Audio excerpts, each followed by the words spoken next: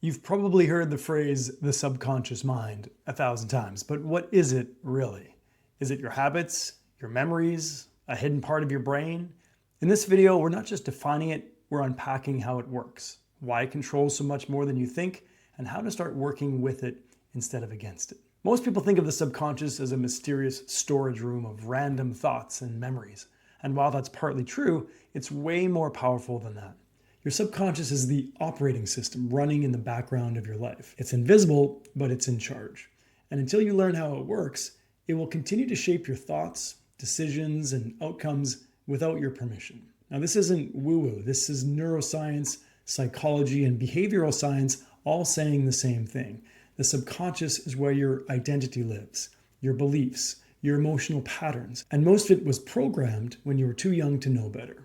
Your conscious mind is your short-term focus. It's what you use to analyze, make decisions, and direct attention. But it's slow, and it's easily distracted. Your subconscious mind is everything running beneath that. It governs your habits, your emotional reactions, your gut instincts, and your sense of who you are. It also runs your autonomic functions, like your heartbeat, your digestion, and breathing. You're not thinking about these things consciously, but something in you is still running the show. If you've ever driven home on autopilot and barely remembered the drive, your subconscious was driving. If you've ever planned to introduce yourself at an event, for example, but suddenly found yourself pretending to check your phone, that was also your subconscious stepping in to protect you. It's fast, it's automatic, and it doesn't need your permission.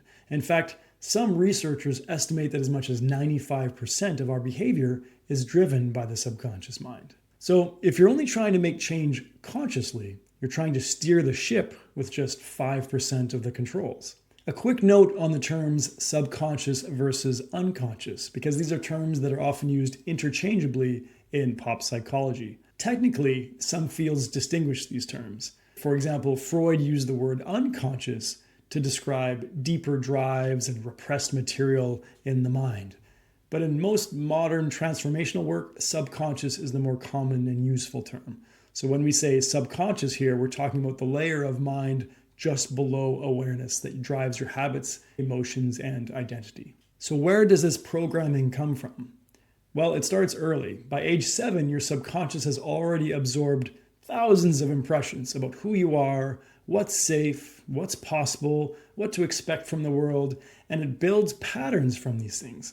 Patterns from childhood experiences, from repeated emotional moments, from cultural conditioning, from role models and authority figures, parents and teachers, and most importantly, from repeated self-talk and lived experiences. Over time, these inputs get wired into emotional memories, habits, and identity beliefs, what we often call programs.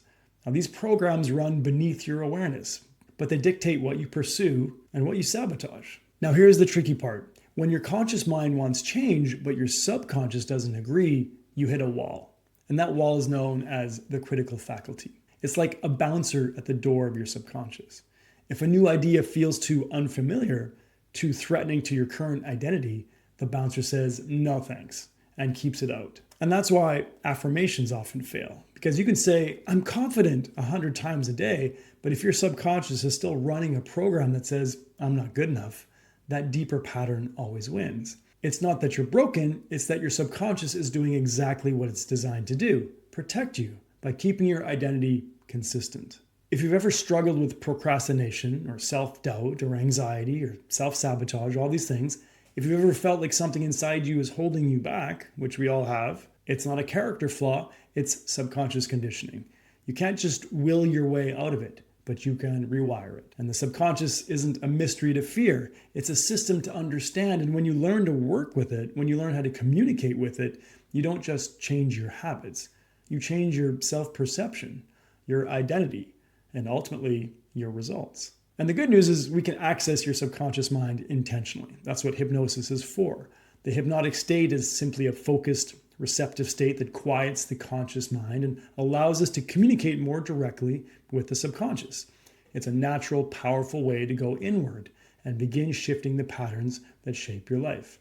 Now, whether you use a guided audio or you work with a trained hypnotherapist, all hypnosis is ultimately self-hypnosis. You're always in control. But in that state of focused attention, your subconscious becomes more open to new instructions, new beliefs, new behaviors, new identity shifts. It's how we rewire what's running you, not with force, but with precision. Let me give you a quick example. I once worked with a client who said, I want to speak up more. I just need to be more confident. On the surface, that sounded like a logical, conscious goal.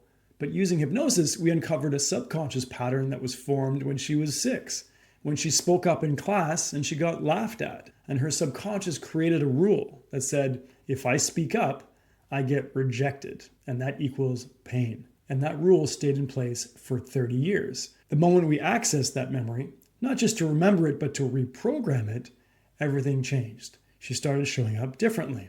Not because we forced it, but because the subconscious got new instructions and felt safe to follow them. That's the power of working below the surface. So the subconscious isn't just a part of you, it is you, in ways perhaps you haven't even realized yet. And when you learn how to speak its language, you stop pushing and you start rewiring, and your life starts to reflect the truth of who you really are.